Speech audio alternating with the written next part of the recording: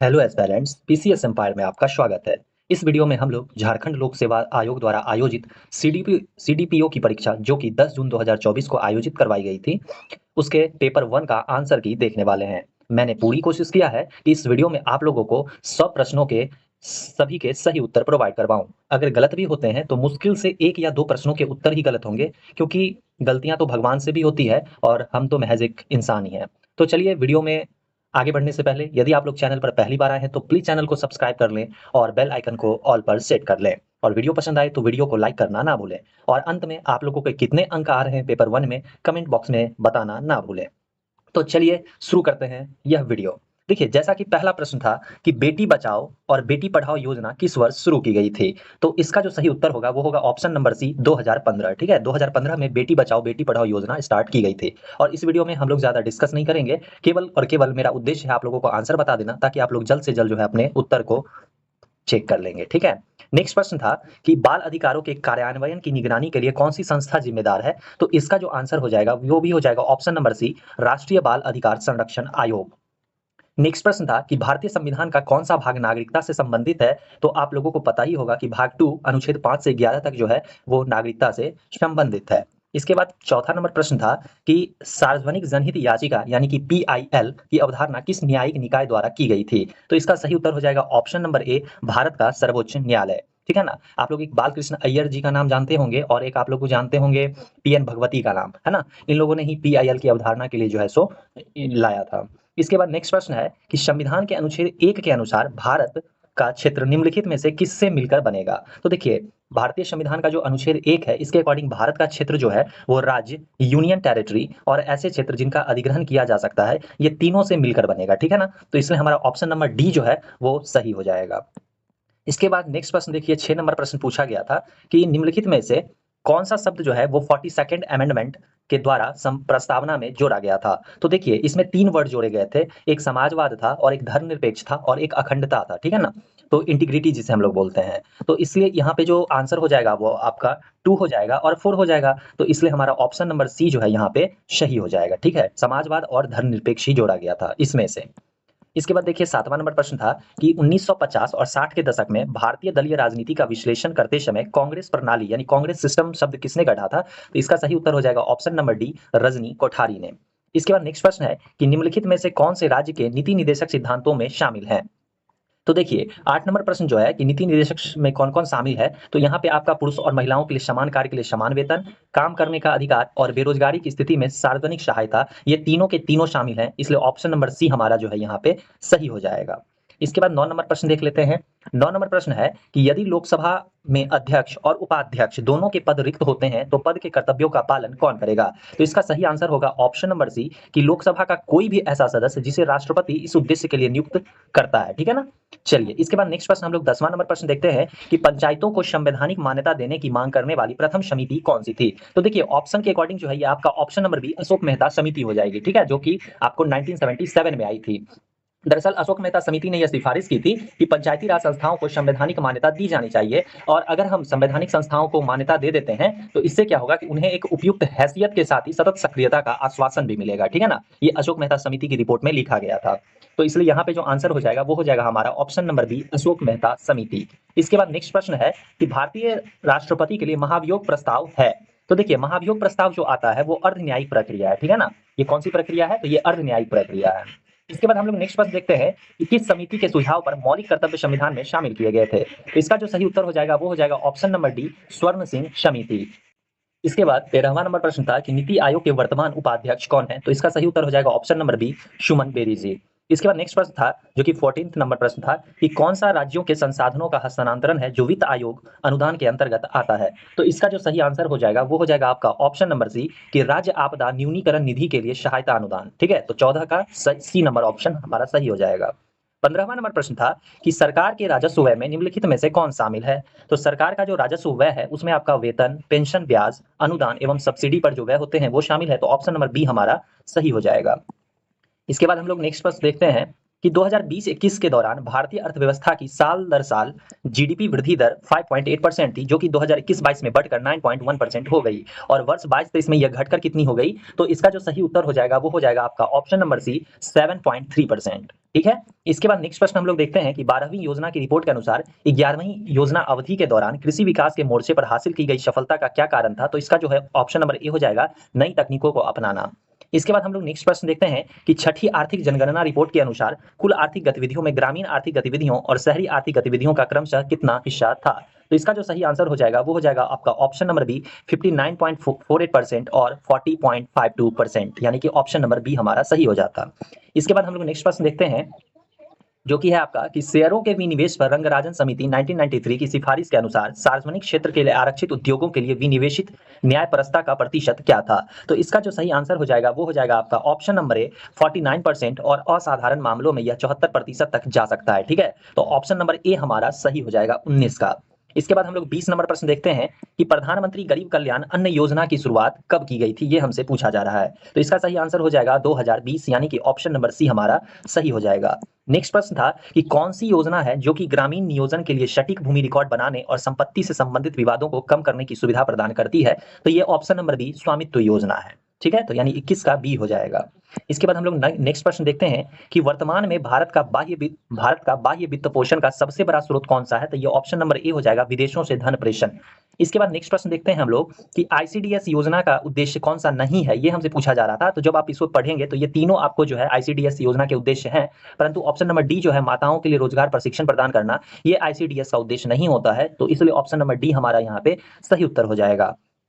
इसके बाद आपसे प्रश्न पूछा गया था कि जैविक और प्राकृतिक खेती के मामले में भारत का रैंक कौन सा है? तो देखिए इसका जो सही आंसर हो जाएगा वो हो जाएगा ऑप्शन नंबर सी, विश्व में जैविक किसानों की सबसे अधिक संख्या जो है वो भारत में ही है। ठीक है ना। इसके बाद देखिए 25 नंबर प्रश्न था कि भारत में वित्तीय वर्ष 2022 में थोक मुद्रा स्फीति दर क्या था? तो थोक मुद्रा स्फीति दर जो था वो था ऑप्शन नंबर ए, 13%। कितना था? 13% था। ठीक है। इसके बाद देखिए नेक्स्ट प्रश्न आपसे झारखंड स्पेशल था कि फनी मुकुट राय की राजधानी कहाँ थी? तो देखिए फनी मुकुट राय की जो राजधानी थी वे ऑप्शन नंबर ए, सुतियाम्बे थी। ठीक है ना। और मैं उम्मीद करता हूं कि झारखंड स्पेशल जो लगभग 28 प्रश्न के आसपास पूछे गए थे, जिसमें से आपको 28 के 28 प्रश्न जो है वो सही प्रोवाइड करवाने की कोशिश की गई है। इसके बाद देखिए नेक्स्ट प्रश्न था कि निम्न में से कौन सा राजा जो था वो जहांगीर के शासन में गिरफ्तार हुए थे? तो देखिए इसका जो सही आंसर हो जाएगा वो हो जाएगा आपका ऑप्शन नंबर ए, दुर्जन साल। ठीक है ना। दुर्जन साल जो थे वो टैक्स से रिलेटेड इन्होंने टैक्स देना बंद कर दिया था, जिसके बाद जहांगीर ने ऑर्डर दिया था कि दुर्जन साल को कैद किया जाए। ठीक है ना। हालांकि बाद में जो फिर दुर्जन साल को इन्होंने रिहा भी कर दिया था। तो ऑप्शन नंबर ए जो है हमारा यहाँ पे सही हो जाता। नेक्स्ट प्रश्न था कि तुगलक काल में चाई चंपा हजारीबाग में मुख्यतः किस जनजाति का निवास था? तो देखिए यहाँ जो चाई चंपा मुख्यतः जो जिन जनजाति का निवास था वो था ऑप्शन नंबर सी, संथाल। ठीक है। इसके बाद 29 नंबर प्रश्न देखते हैं कि मुगलों के द्वारा जब टैक्स में वृद्धि किया गया तो किस राजवंश ने अपनी राजधानी को झालदा में स्थानांतरित कर दिया था? तो देखिए इसका जो सही आंसर हो जाएगा वो हो जाएगा आपका ऑप्शन नंबर बी, पंचेत राज ने। ठीक है ना। तो पंचेत राज ने जो थी अपनी राजधानी को झालदा में स्थानांतरित कर दिया था तब जब मुगलों ने टैक्स में वृद्धि किया था। इसके बाद हम लोग नेक्स्ट प्रश्न देखते हैं, जो कि 30वां नंबर प्रश्न है कि झारखंड के किस राजा ने अंग्रेजों से अपमानित होने के बाद बनारस में गंगा नदी में कूदकर आत्महत्या कर ली थी? तो जब आप इसे पढ़े होंगे कभी भी झारखंड स्पेशल, तो उसमें आपने एक देखा होगा कि ये जो अर्जुन सिंह थे, है ना, ये जो अर्जुन सिंह थे इन्हें बनारस भेज दिया जाता है। ठीक है ना। तो ये अर्जुन सिंह ही थे जो कि अंग्रेजों से अपमानित होने के बाद बनारस में ही गंगा नदी में कूदकर अपनी जान दे देते हैं। तो ऑप्शन नंबर बी जो है अर्जुन सिंह, ये हमारा सही हो जाएगा। इसके बाद जब 31 नंबर प्रश्न देखते हैं कि झारखंड राज्य में कौन सा खनिज सबसे अधिक पाया जाता है? तो देखिए अकॉर्डिंग टू ऑप्शन जो है इसमें आपका ऑप्शन नंबर सी हो जाएगा, आयरन ओर्स, यानी कि लौह अयस्क जो है वो झारखंड में सबसे अधिक पाया जाता है इनमें से। ठीक है ना। इसके बाद हम लोग नेक्स्ट प्रश्न देखते हैं, जो कि है कि धनजोड़ी हाईलैंड यानी कि धनजोड़ी उच्च भूमि झारखंड राज्य के किस भाग में अवस्थित है? तो देखिए धनजोड़ी हाईलैंड जो है ये आपको दालमा पहाड़ी क्षेत्र में आएगा। ठीक है ना। तो ऑप्शन नंबर ए जो है हमारा वो सही हो जाएगा। इसके बाद नेक्स्ट प्रश्न है कि कौन सी नदी है जो झारखंड राज्य के दक्षिण और पश्चिम भाग को सीमांकित करती है?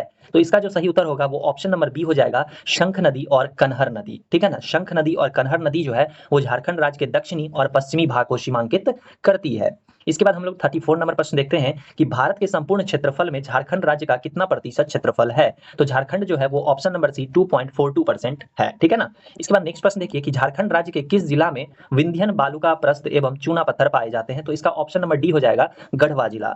नेक्स्ट प्रश्न है, झारखंड राज्य में कितने जनजातीय समूह विद्यमान हैं? तो देखिए यहाँ पे आपके दो प्रश्न बनते हैं। अगर वर्तमान में देखा जाए तो 33 है, और अगर हम अकॉर्डिंग टू 2011 के सेंसस को अगर देखें तो उसके अकॉर्डिंग 32 है, ठीक है ना। तो या तो 32 या 33 ही आंसर आना चाहिए। तो अब इसका थोड़ा हम लोग डाउट में रखते हैं कि आयोग क्या मानती है, ठीक है ना। लेकिन मैंने दोनों आपको बता दिए कि अगर 2011 की जनगणना को माने तो 32 होगा, और अगर वर्तमान की माने तो 33 होगा, ठीक है ना। और मुझे जहां तक उम्मीद है कि 33 को ही आयोग जो है वो मानेगी, ठीक है।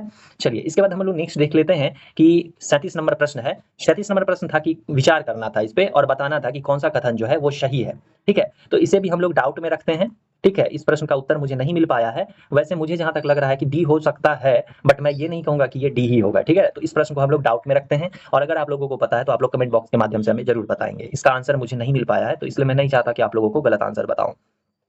इसके बाद 38 नंबर प्रश्न देखते हैं कि 2006 में झारखंड राज्य सरकार ने स्थानीय रेशम उत्पादन, बुनाई और इन उत्पादों के व्यापक विपणन को बढ़ावा देने के लिए किस निगम की स्थापना की थी? तो इसका ऑप्शन नंबर सी हो जाएगा, झारखंड रेशम वस्त्र एवं हस्तशिल्प विकास निगम, ठीक है, ऑप्शन नंबर सी। इसके बाद नेक्स्ट प्रश्न था कि देश के कुल खनिज संसाधन का कितना प्रतिशत खनिज झारखंड में पाया जाता है? तो ऑप्शन नंबर सी 40% हो जाएगा इसका सही उत्तर। उसके बाद था कि किस जिले में जो है फेयर प्राइस शॉप जो है वो सबसे ज्यादा था सार्वजनिक वितरण प्रणाली के तहत? तो वो हो जाएगा आपका ऑप्शन नंबर ए, रांची, ठीक है। इसके बाद नेक्स्ट प्रश्न था कि किस जनजाति के लोग अपने रसोई घर को मंडी ओरा कहते थे? तो मुंडा जनजाति जो थे ये अपने रसोई घर को मंडी ओरा कहते थे, ठीक है।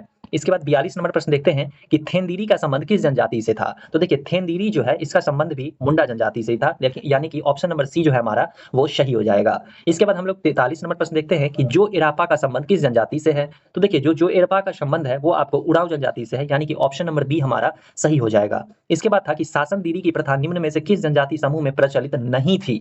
ये आप लोग देखेंगे यहाँ पे हमसे पूछ रहा है कि किस जनजाति समूह में शासन दीदी की जो प्रथा थी वो प्रचलित नहीं थी। तो इसका जो सही आंसर होगा वो ऑप्शन नंबर डी हो जाएगा, बिरहोर, ठीक है। ऑप्शन नंबर डी हो जाएगा बिरहोर। इसके बाद नेक्स्ट प्रश्न था कि श्रीनिवास पानुरी किस भाषा के कवि हैं? तो देखिए श्रीनिवास पानुरी जो है वो खोरठा भाषा के कवि हैं, यानी कि ऑप्शन नंबर सी हमारा सही हो जाएगा। नेक्स्ट प्रश्न था कि आयोर तिपी विवाह किस समुदाय में प्रचलित था? तो देखिए आयोर तिपी विवाह जो था ये ऑप्शन नंबर सी हो जनजाति जो थी इसमें प्रचलित था, ठीक है। तो 46 का भी सी हो जाएगा हमारा सही उत्तर। इसके बाद हम लोग नेक्स्ट प्रश्न देखते हैं कि पोन नामक वधु मूल्य किस जनजाति में प्रचलित था? तो पोन नामक वधु मूल्य जो था ये भी आपका सही उत्तर हो जाएगा, ऑप्शन नंबर बी हो जनजाति में ही। इसके बाद नेक्स्ट प्रश्न था कि 12 हजारी और 13 हजारी नामक उप समुदाय का संबंध किस जनजाति से था? तो ये तो काफी इजी प्रश्न था, ऑप्शन नंबर सी इसका चेरो हो जाएगा। इसके बाद नेक्स्ट प्रश्न था कि नागवंशी दरबार से जुड़े संत हरिनाथ मूलतः किस राज्य के थे? तो ये आपके ऑप्शन नंबर डी महाराष्ट्र के थे। नेक्स्ट प्रश्न है प्रसिद्ध जगन्नाथ मंदिर हटिया रांची कितने गृह मंदिरों का समूह है? तो इसका ऑप्शन नंबर डी हो जाएगा, 4 मंदिरों का समूह है।